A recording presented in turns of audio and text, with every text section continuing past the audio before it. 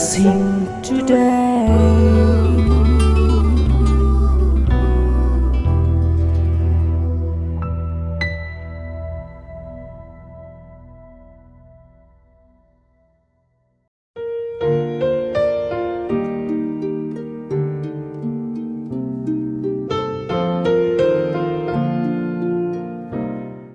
Welcome to blessing today. ഈ ദിവസത്തെ blessing today episode നിങ്ങളുടെ ജീവിതത്തിലെ ഒരു വലിയ അനുഗ്രഹമായി മാറും എന്ന് ഞാൻ വിശ്വസിക്കുന്നു. ഇന്നത്തെ എപ്പിസോഡ് സ്പോൺസർ ചെയ്തിട്ടുള്ള വ്യക്തികൾക്കായി നമുക്ക് ചേർന്ന് ഈ സമയത്ത് പ്രാർത്ഥിക്കാം. കർത്താവ്, ഞങ്ങൾ ചേർന്ന് രാജനും ലിസിക്കുമായി പ്രാർത്ഥിക്കുന്നു. മകൻ ചാൾസിൻ്റെ ബർത്ത്ഡേ ഇന്ന് സെലിബ്രേറ്റ് ചെയ്യുന്നല്ലോ കർത്താവെ. എല്ലാവിധ അനുഗ്രഹങ്ങളാലും ആ പൈതലിനെ നിറയ്ക്കണമേ. തനിക്ക് കർത്താവെ ഗ്രാജുവേഷന് നല്ല ഒരു അഡ്മിഷൻ ലഭിക്കേണ്ടതിനായി ഈ സമയത്ത് പ്രാർത്ഥിക്കുന്നു. രാജന് വേണ്ടി ഈ സമയത്ത് പ്രാർത്ഥിക്കുന്നു. കർത്താവെ, ആ ക്ലൈമറ്റ് മുഖാന്തരമുള്ള അലർജികൾ യേശുവിൻ്റെ നാമത്തിൽ പരിപൂർണമായി സൗഖ്യം ആകട്ടെ എന്ന് പ്രാർത്ഥിക്കുന്നു. Thank you Jesus. മകൾ ലിൻഡയ്ക്ക് വേണ്ടി പ്രാർത്ഥിക്കുന്നു. അവളുടെ ഫാർമസി എക്സാം നാളെ നടക്കുന്നല്ലോ കർത്താവെ. ഏറ്റവും നന്നായി അത് ചെയ്യുവാനും നല്ല ഒരു ജോലിയിൽ പ്രവേശിക്കുവാനും കർത്താവ് സഹായിക്കണമേ. കർത്താവെ, എല്ലാ നിലകളിലും ഈ കുടുംബത്തെ ദൈവമേ അങ്ങ് അനുഗ്രഹിക്കുന്നതിനായി നന്ദി പറയും. പിതാവിനെയും മാതാവിനെയും മക്കളെയും ചേർത്ത് ഞങ്ങളെല്ലാവരും ചേർന്ന് ഈ സമയത്ത് അനുഗ്രഹിക്കുന്നു. യേശുവിൻ്റെ നാമത്തിൽ തന്നെ ആമേൻ. Many happy returns of the day, Charles. God bless you and thank you so much for sponsoring today's episode.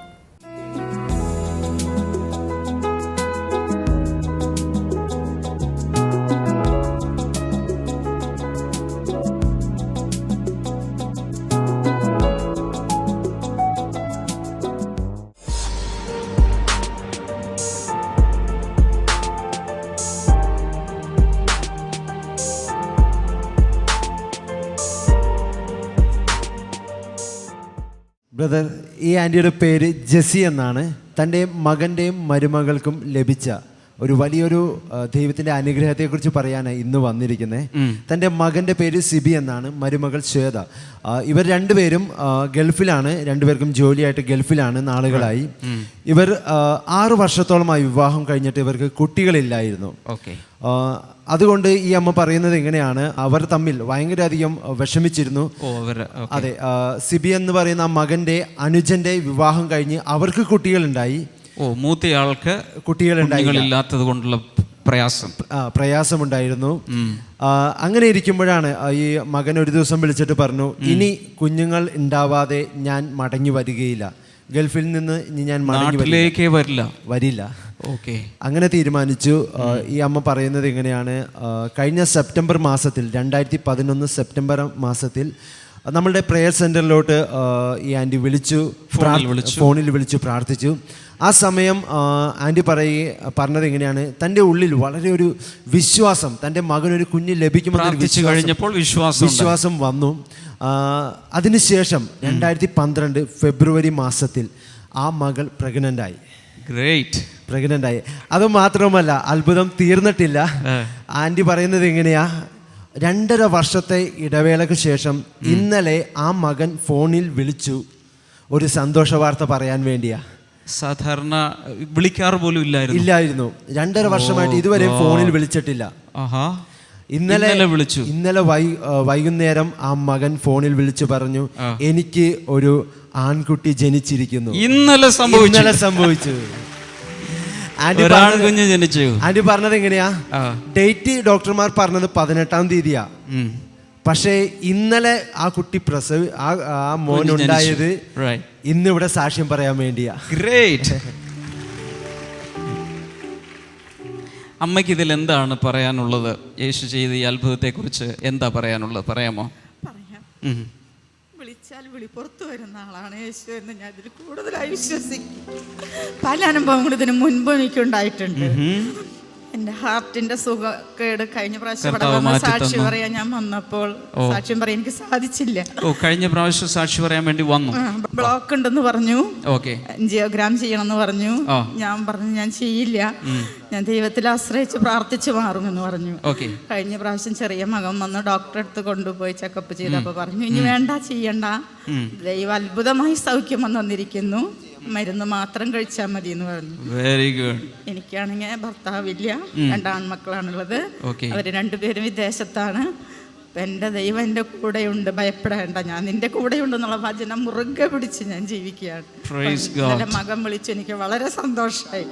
Mummy എന്ന് വിളിച്ചപ്പോൾ 2.5 കൊല്ലമായി എന്നെ വിളിച്ചിട്ട്, എനിക്ക് വളരെ സന്തോഷമായി. നല്ലൊരു ആൺകുഞ്ഞാണ് എനിക്കുണ്ടായിരിക്കുന്നത്, മമ്മി നല്ല തൂക്കും വെയിറ്റ് എല്ലാം ഉണ്ട് എന്ന് പറഞ്ഞു. ഒരു ദാമ്പത്യ ജീവിതത്തിലെ പരാജയം വരുമ്പോൾ കുടുംബ ബന്ധങ്ങൾ വരെ, അമ്മയുമായുള്ള ബന്ധം, കുടുംബങ്ങൾ തമ്മിലുള്ള ബന്ധം വരെ ഉലയുകയാണ്. വിളിക്കാറുണ്ട്, മരുമകൾ എപ്പോഴും വിളിച്ച് എൻ്റെ വിശേഷങ്ങൾ ചോദിക്കാറുണ്ട്. മകൻ പറഞ്ഞു ഞാൻ ഒരു കുഞ്ഞുണ്ടായിട്ടേ മമ്മീനെ വിളിക്കുള്ളൂ. അതാ കാരണം, ഒരു കുഞ്ഞുണ്ടായിട്ടേ ഞാൻ ഇനി മമ്മിയെ വിളിക്കൂ എന്ന് പുള്ളി ശഠിച്ചു, നാട്ടിൽ വരാതായി. പക്ഷേ ഇപ്പോൾ ഈ ഒഴുകുന്ന കണ്ണുനീര് ദുഃഖത്തിൻ്റെ കണ്ണുനീരോ നിരാശയുടെ കണ്ണുനീരോ അല്ല, സന്തോഷത്തിൻ്റെ കണ്ണുനീരാണ്. എനിക്ക് നിങ്ങളോട് പറയാനുള്ള സന്ദേശം ഇതാണ്. സിസ്റ്റർ പേര് ജെസ്സി അല്ലേ? ജെസ്സി എന്ന ഈ വിധവയുടെ കണ്ണുനീരിനെ, ദുഃഖത്തിൻ്റെ കണ്ണുനീരിനെ സന്തോഷത്തിൻ്റെ കണ്ണുനീരാക്കി മാറ്റി യേശു. ഇവിടെ ഇരിക്കുന്ന എല്ലാവരുടെയും, ഈ സാക്ഷ്യം കാണുന്ന നിങ്ങളുടെ കണ്ണുനീര് സന്തോഷത്തിൻ്റെ കണ്ണുനീരാക്കി മാറ്റാൻ പോകുക. എത്ര പേർ അത് വിശ്വസിക്കുന്നു?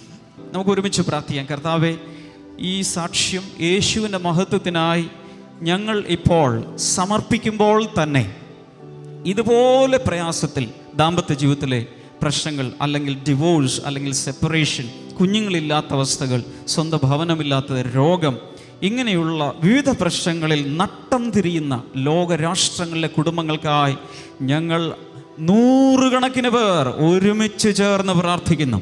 യേശുവിൻ്റെ നാമത്തിൽ ഇപ്പോൾ സൗഖ്യം ഉണ്ടാകട്ടെ, അത്ഭുതം ഭവിക്കട്ടെ. കർത്താവ് യേശുവിൻ്റെ നാമത്തിൽ വിടുതലുകൾ എല്ലാ സ്ഥലങ്ങളിലേക്കും, ഫ്ലാറ്റുകളിലേക്ക്, അപ്പാർട്ട്മെൻറ്റുകളിലേക്ക്, ഗ്രാമങ്ങളിലേക്ക്, പട്ടണങ്ങളിലേക്ക്, വിവിധ സംസ്ഥാനങ്ങളിലേക്ക് യേശുവിൻ്റെ രോഗസൗഖ്യം ഒരു നദിയായി ഒഴുകട്ടെ, ഒരു വെള്ളച്ചാട്ടം പോലെ കടന്നു വരട്ടെ. ആത്മഹത്യയിൽ നിന്ന് ജനം പിന്തിരിയട്ടെ, മദ്യപാനത്തിൽ നിന്ന് ജനം വിടുതൽ പ്രാപിക്കട്ടെ. കർത്താവ് ഞങ്ങളുടെ പ്രാർത്ഥന കേട്ടതിനായി നന്ദി, യേശുവിൻ നാമത്തിൽ തന്നെ ആമേൻ. കൈകൾ ചേർത്തടിച്ച് യേശുവിന് നന്ദി പറയാം. ഇന്നലെ നമ്മൾ ആരംഭിച്ച സന്ദേശത്തിലേക്ക് നമ്മൾ തിരിച്ച് വരികയാണ്. ജീസസ് ദ ഫ്രീഡം ഗിവർ, സ്വാതന്ത്ര്യം നൽകുന്ന യേശു.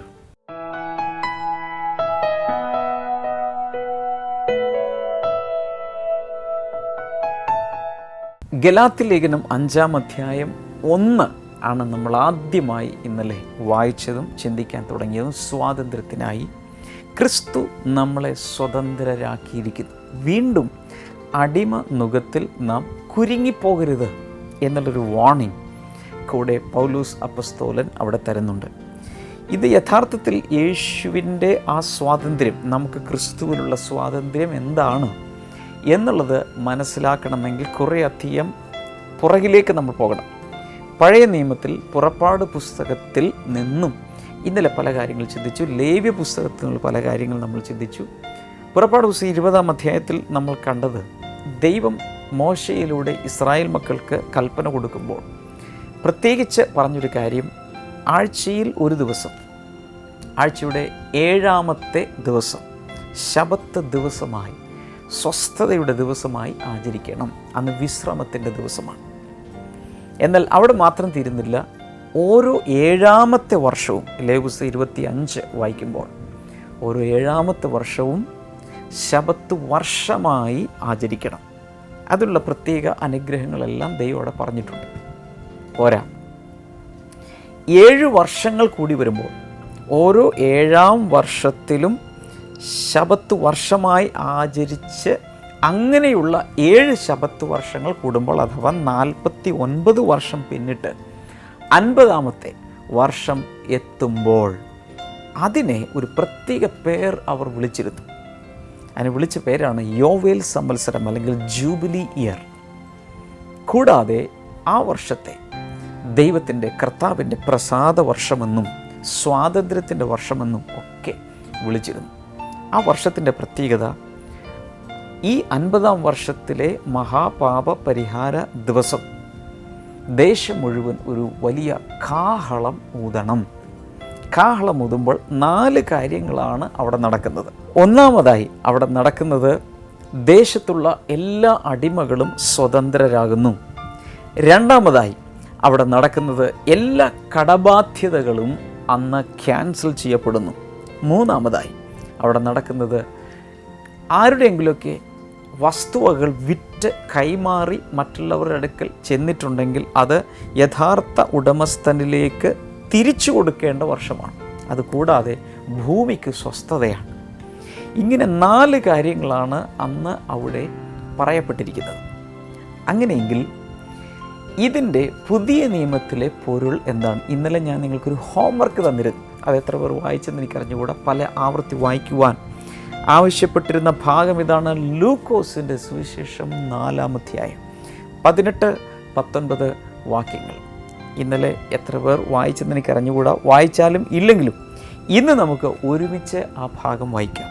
കർത്താവിൻ്റെ ആത്മാവ് എൻ്റെ മേൽ ഉണ്ട്, എന്തെന്നാൽ ദരിദ്രന്മാരോട് സുവിശേഷം അറിയിക്കുവാൻ അവിടുന്ന് എന്നെ അഭിഷേകം ചെയ്തിരിക്കുന്നു. തടവുകാർക്ക് സ്വാതന്ത്ര്യവും അന്ധർക്ക് കാഴ്ചയും പ്രഖ്യാപിക്കുവാനും മർദ്ദിതരെ വിട്ടയപ്പാനും കർത്താവിൻ്റെ പ്രസാദ വർഷം പ്രസംഗിപ്പാനും എന്നെ അയച്ചിരിക്കുന്നു. യേശു താൻ വളർന്ന സ്ഥലമായ നസറത്തിലേക്ക് ചെന്ന് ശബത്ത് ദിവസത്തിൽ പതിവനുസരിച്ച് പള്ളിയിൽ ചെന്ന് വായിക്കുവാൻ വേണ്ടി അവൻ എഴുന്നേറ്റ് നിന്നു. അങ്ങനെ എഴുന്നേറ്റ് നിന്ന് വായിക്കുമ്പോഴാണ് ഈ ഭാഗം, ഏഷ്യാവിൻ്റെ പുസ്തകത്തിൽ നിന്നുള്ള ഈ ഭാഗം എടുത്ത് അദ്ദേഹം അവിടെ വായിക്കുന്നതിൽ ഒരു ഭാഗം വ്യക്തമായി നമ്മൾ ശ്രദ്ധിക്കേണ്ടത്, കർത്താവിൻ്റെ പ്രസാദ വർഷം പ്രസംഗിക്കുവാൻ എന്നെ അയച്ചിരിക്കുന്നു. കർത്താവിൻ്റെ പ്രസാദ വർഷം, the acceptable year of the Lord, ഞാൻ നേരത്തെ പറഞ്ഞു. ഏഷ്യാവിൻ്റെ പുസ്തകത്തിലും പല സ്ഥലങ്ങളിലും ഈ acceptable year of the Lord എന്ന് പറഞ്ഞിരിക്കുന്നത് ജൂബിലി ഇയറിനെയാണ്, അഥവാ യോവേൽ സംവത്സരത്തെയാണ്. യോവേൽ സംവത്സരത്തിൽ 4 കാര്യങ്ങൾ നടക്കുന്നതായി ലേവ്യ പുസ്തകം 25-ാം അധ്യായത്തിൽ നമ്മൾ ഇന്നലെ കണ്ടു. അടിമകളെ സ്വതന്ത്രരാക്കുന്നു, കടബാധ്യതകളെ ഇളച്ചു കൊടുക്കുന്നു, അതുപോലെ കൈമോശം വന്ന അല്ലെങ്കിൽ കൈവിട്ടു പോയ പ്രോപ്പർട്ടികൾ ഒറിജിനൽ ഉടമസ്ഥരുടെ കയ്യിലേക്ക് തിരിച്ചു വരുന്നു, ദേശത്ത് മുഴുവൻ സ്വസ്ഥതയുണ്ടാകുന്നു. ഇതൊക്കെയാണ് യോവേൽ സംവത്സരത്തിൽ അല്ലെങ്കിൽ ജൂബിലി വർഷത്തിൽ നടക്കുന്നത്. യേശു അന്ന് പള്ളിയിൽ എഴുന്നേറ്റ് നിന്നുകൊണ്ട് പറയുന്നത്, ദൈവം എന്നെ അഭിഷേകം ചെയ്തിരിക്കുന്നത് ദൈവത്തിൻ്റെ പ്രസാദ വർഷം വിളംബരം ചെയ്യുവാൻ വേണ്ടിയാണ്. എന്ന് വെച്ചാൽ ഈ പ്രസാദ വർഷം വിളംബരം ചെയ്യുമ്പോൾ അന്ന് നിഴലായി നടന്നിരുന്ന കാര്യങ്ങൾ ഇനി പൊരുളായി നടക്കാൻ പോവുകയാണ്. അല്ലെങ്കിൽ വലിയ വലിയ വിടുതലുകളും സ്വാതന്ത്ര്യവും നടക്കാൻ പോവുകയാണ്. ഗലാത്യയിലെ 5-ാം അധ്യായത്തിൽ നമ്മൾ ആദ്യം കണ്ട വാക്യത്തിൽ ഇങ്ങനെയാണ്, സ്വാതന്ത്ര്യത്തിനായി ക്രിസ്തു നിങ്ങളെ സ്വതന്ത്രരാക്കിയിരിക്കുന്നു, ഇനിയും അടിമനുഖത്തിൽപ്പെട്ടു പോകരുത്. അതുകൊണ്ട് യേശു ഈ ഭൂമിയിലേക്ക് വന്നത് സകല അടിമകളെയും സ്വതന്ത്രരാക്കുവാനാണ്. അതുപോലെ കടബാധ്യതകളിൽ നിന്നും, എല്ലാവിധ കടബാധ്യതകളിൽ നിന്നും നമ്മളെ രക്ഷിക്കുവാൻ വേണ്ടിയാണ്. വീണ്ടെടുപ്പിന് വേണ്ടി, നഷ്ടപ്പെട്ടതെല്ലാം തിരികെ നൽകുവാൻ വേണ്ടിയാണ്. അതുപോലെ തന്നെ ഒരു വലിയ സ്വസ്ഥത, സമാധാനം നൽകുവാൻ വേണ്ടി, അതിൻ്റെ യഥാർത്ഥ പൊരുളിലേക്കാണ് നമ്മൾ വരുന്നത്. യേശുവിൻ്റെ മേലുള്ള അഭിഷേകം ഇതുപോലെ നുകങ്ങളെ തകർക്കുകയും ബന്ധനങ്ങളെ പൊട്ടിക്കുകയും അടിമകളെ സ്വതന്ത്രരാക്കുകയും തടവുകാർക്ക് വിടുതൽ കൽപ്പിക്കുകയും എല്ലാം ചെയ്യുന്നൊരഭിഷേകമാണ്. ഞാൻ ഇത് ഇന്ന് സംസാരിച്ചു കൊണ്ടിരിക്കുമ്പോൾ തന്നെ പലവിധ അടിമത്വങ്ങളിൽ കുരുക്കപ്പെട്ട തടവുപുള്ളികളെ പോലെ പലതിൻ്റെയും തടവിലായിരിക്കുന്ന വ്യക്തികളെ കർത്താവ് സ്വതന്ത്രമാക്കാൻ ആഗ്രഹിക്കുന്നു. അതിനുള്ള അഭിഷേകമാണ് ഇപ്പോൾ ഈ എപ്പിസോഡ് നടക്കുമ്പോൾ തന്നെ ഇവിടെ റിലീസ് ചെയ്യപ്പെട്ടുകൊണ്ടിരിക്കുന്നത്. പഴയ നിയമത്തിൽ നിഴലായി കാണുന്ന സകലത്തിൻ്റെയും പൊരുളാണ് യേശുവിൽ നമ്മൾ ഇന്ന് അനുഭവിക്കുന്നത്. അങ്ങനെയെങ്കിൽ പഴയ നിയമത്തിലെ ആ യോവേൽ സംവത്സരം, ദൈവത്തിൻ്റെ കർത്താവിൻ്റെ പ്രസാദ വർഷം എന്ന് പറയുന്നത് പരസ്യമായി ഇസ്രായേൽ ജനത്തിന് മാത്രമല്ല ലോകത്തിലുള്ള സകലർക്കുമായി വിളംബരം ചെയ്യുവാനാണ് യേശു വന്നിരിക്കുന്നത്. അതാണ് യേശു അവിടെ ആ പള്ളിയിൽ എഴുന്നേറ്റ് നിന്നുകൊണ്ട് വായിച്ചത്. കർത്താവിൻ്റെ പ്രസാദ വർഷം പ്രഖ്യാപിക്കുവാൻ വേണ്ടി കൂടിയാണ് ഞാൻ വന്നിരിക്കുന്നത്. അങ്ങനെയെങ്കിൽ അന്ന് നിഴലായി നടന്നതെല്ലാം ഇന്ന് യഥാർത്ഥമായി ഇവിടെ നടന്നുകൊണ്ടിരിക്കുന്നു. കഴിഞ്ഞ കാല ചരിത്രത്തിൽ അത് നടന്നു, ഇന്ന് നടക്കുന്നു, ഇനിയും നടന്നുകൊണ്ടിരിക്കും. കാരണം യേശുവിൻ്റെ മേലുള്ള അഭിഷേകം, ദൈവത്തിൻ്റെ പരിശുദ്ധാത്മാവ് അതിനു വേണ്ടിയുള്ളതാണ്. ഈ ഭാഗത്ത് നമ്മൾ ചേർത്ത് പിടിച്ചാൽ 6-7 കാര്യങ്ങളാണ് അവിടെ നടക്കുന്നത്. ഒരുപക്ഷെ നിങ്ങളിൽ ചിലർ ഓർക്കുന്നുണ്ടായിരിക്കും, കുറേയധികം എപ്പിസോഡുകൾക്ക് മുമ്പ് ജീസസ് മാനിഫെസ്റ്റോ, യേശു കർത്താവിൻ്റെ ഒരു പ്രകടന പത്രിക പോലെ ഉള്ള ഒരു കാര്യം നമ്മൾ സവിസ്തരം ചിന്തിച്ചു. അത്രയും ഞാൻ ഡീറ്റെയിൽസിലേക്ക് പോകുന്നില്ലെങ്കിൽ പോലും വളരെ പെട്ടെന്ന് എന്താണ് യേശുവിൻ്റെ മേലുള്ള അഭിഷേകത്തിലൂടെ സ്വാതന്ത്ര്യമായി ഇന്ന് നമുക്ക് വാഗ്ദത്തം നൽകപ്പെട്ടിരിക്കുന്നത്, ഇന്ന് നമുക്ക് പ്രാപിക്കാവുന്നത് എന്ന് നമുക്കൊന്ന് നോക്കാം. അവിടെ ആദ്യമായി കാണും ലൂക്കോസ് 4:18-19 ആദ്യമായി നമ്മൾ കാണുന്നത് good news to the poor, ദരിദ്രന്മാരോടുള്ള സുവിശേഷമാണ്. എന്താണ് ദരിദ്രന്മാരോടുള്ള സുവിശേഷം? ഒത്തിരി പേർക്ക് തെറ്റിദ്ധാരണ ഉളവാക്കാവുന്ന ഒരു ഭാഗമാണ് ദരിദ്രരോടുള്ള സുവിശേഷം. ഞാൻ വ്യാഖ്യാനിക്കുന്നത് ഇങ്ങനെയാണ്, മറ്റുള്ളവർ വ്യാഖ്യാനിക്കുന്ന പല രീതിയിലായിരിക്കാം.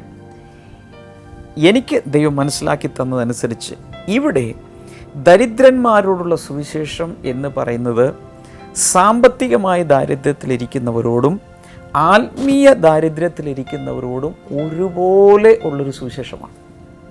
ഏത് രീതിയിലുള്ള ദാരിദ്ര്യം പിടിച്ചവരെയും യേശു കർത്താവ് ഒരു സന്തോഷ വാർത്ത അറിയിക്കുകയാണ്. അവർക്ക് ഒരു വിടുതൽ ഉണ്ട്.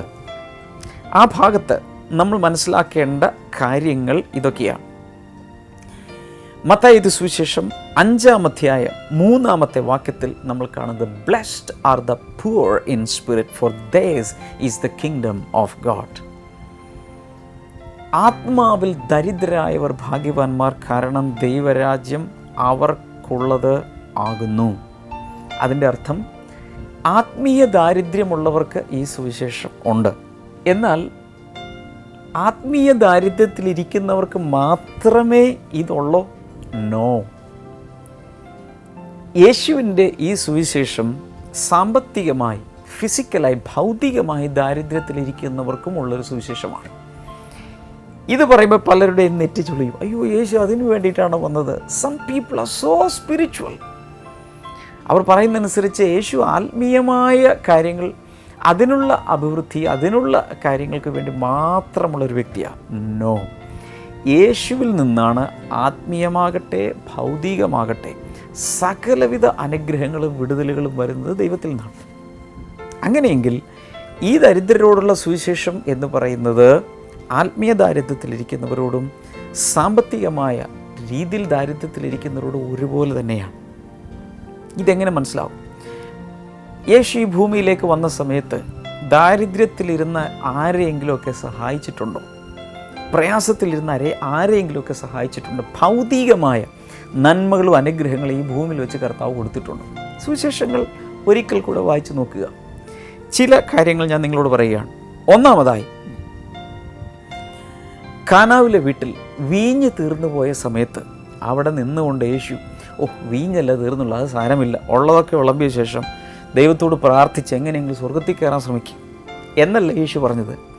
അവരുടെ ആ ഭൗതികമായ ഒരു ബുദ്ധിമുട്ടിൻ്റെ സമയത്ത് അവൻ അവിടെ നിന്നുകൊണ്ട് ഒരു ആത്മീയത കളിക്കുകയല്ല ചെയ്തത്. ആ റിയൽ നീഡ് മനസ്സിലാക്കി അവർക്ക് വീഞ്ഞ് തീർന്നു പോയതുകൊണ്ട് പച്ചവെള്ളത്തെ വീഞ്ഞാക്കി ദൈവം അവർക്ക് കൊടുത്തു. പ്രത്യേകിച്ച് മനസ്സിലാക്കുക, ഭൗതികമായ ഒരു വലിയ ബുദ്ധിമുട്ടിലിരിക്കുമ്പോൾ യേശുവിനോട് ചോദിച്ചാൽ തീർച്ചയായും അവന് പ്രവർത്തിക്കാൻ കഴിയും, അതിന് മനസ്സുണ്ട് എന്നാണ് ഈ സംഭവം തെളിയിക്കുന്നത്.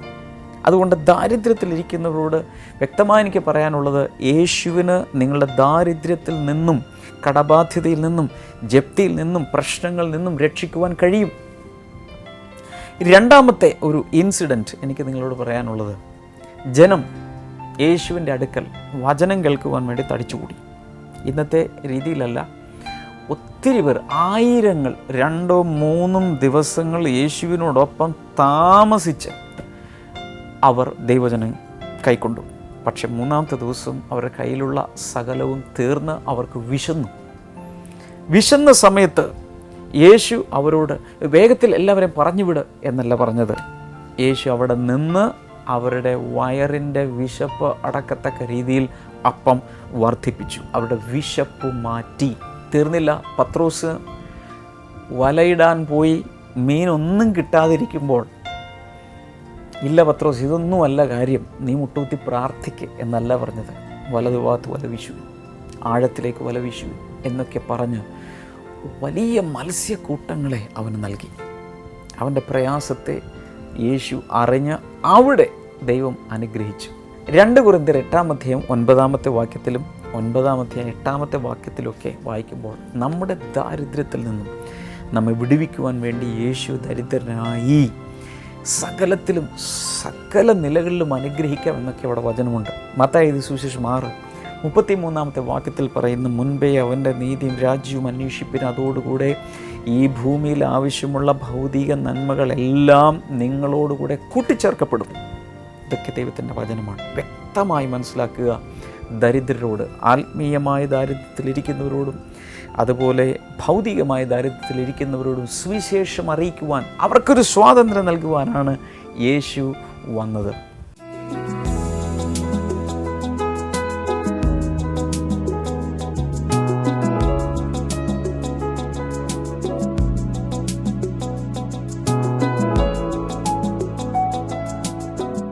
ഈ സമയത്ത് ഞാൻ നിങ്ങൾക്ക് വേണ്ടി പ്രാർത്ഥിക്കാൻ പോവുകയാണ്. കർത്താവ് യേശുവിൻ്റെ നാമത്തിൽ ഇപ്പോൾ പ്രയാസങ്ങളിരിക്കുന്ന, ബുദ്ധിമുട്ടുകളിരിക്കുന്ന വ്യക്തികൾക്കായി ഞാൻ പ്രാർത്ഥിക്കുന്നു. സാമ്പത്തിക വിഷയങ്ങളിലാകാം, അല്ലെങ്കിൽ രോഗങ്ങളിലാകാം, എന്തിലായിരുന്നാലും കർത്താവ് വിടുതൽ കൽപ്പിക്കണമേ. ഞാൻ കാണുന്നത് ആ കാലിൻ്റെ ഹീലിൻ്റെ ഭാഗത്ത്, ഉപ്പൂറ്റിയുടെ ഭാഗത്ത് ഏതൊക്കെയോ ത്വക്ക് രോഗമോ പ്രശ്നമോ കൊണ്ട് കാലൊക്കെ ഇങ്ങനെ വിണ്ടുകീറി വ്രണങ്ങൾ വന്ന് ഭയങ്കരമായ വേദന, ചെരുപ്പിട്ടാലും നടക്കാൻ കഴിയാത്ത രീതിയിലുള്ള പ്രയാസം അനുഭവിക്കുന്ന ചിലരെ യേശു ഇപ്പോൾ സൗഖ്യമാക്കുന്നു. ആണി രോഗമുള്ള ചിലരെ യേശു സൗഖ്യമാക്കുന്നു. യേശുവിൻ നാമത്തിൽ ആ വേദന മാറട്ടെ, ആ പ്രയാസങ്ങൾ കാലിൽ നിന്ന് മുഴുവനും മാറിപ്പോട്ടെ. Thank you lord, thank you Jesus.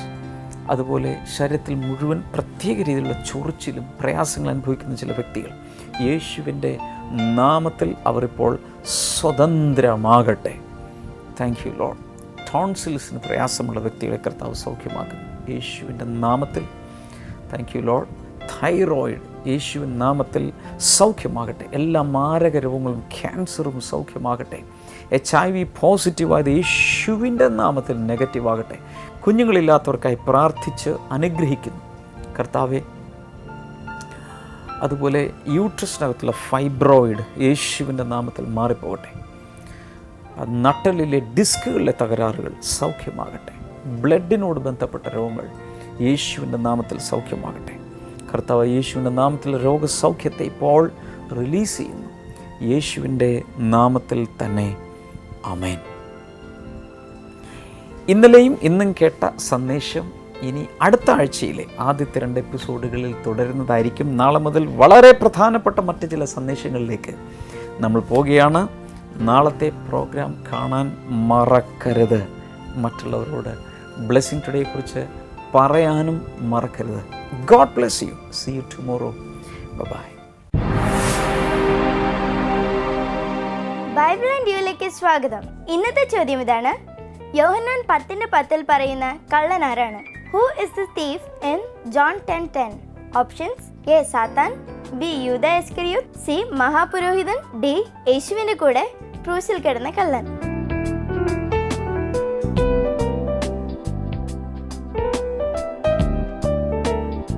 നിങ്ങളുടെ ഉത്തരങ്ങൾ 9645221221 എന്ന നമ്പറിലേക്ക് SMS ചെയ്യുക. SMS ചെയ്യേണ്ട format BT space option A, B, C or D. ശരി ഉത്തരം അയക്കുന്നതിൽ നിന്ന് 5 പേരെ ഞങ്ങൾ സെലക്ട് ചെയ്ത് OM ബുക്സ് നൽകുന്ന ഒരു അടിപൊളി സമ്മാനം അയച്ചു തരുന്നതായിരിക്കും.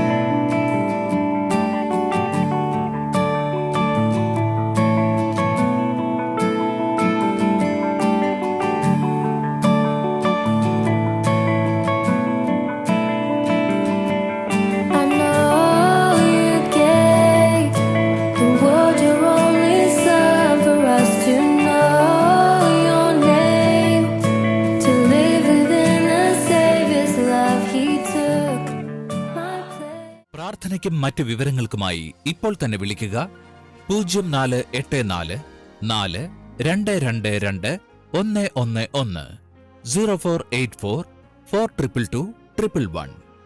ഞങ്ങളുടെ വെബ്സൈറ്റുകൾ www.themasterministries.org, www.blessingtoday.tv, ഇമെയിൽ info@blessingtoday.tv.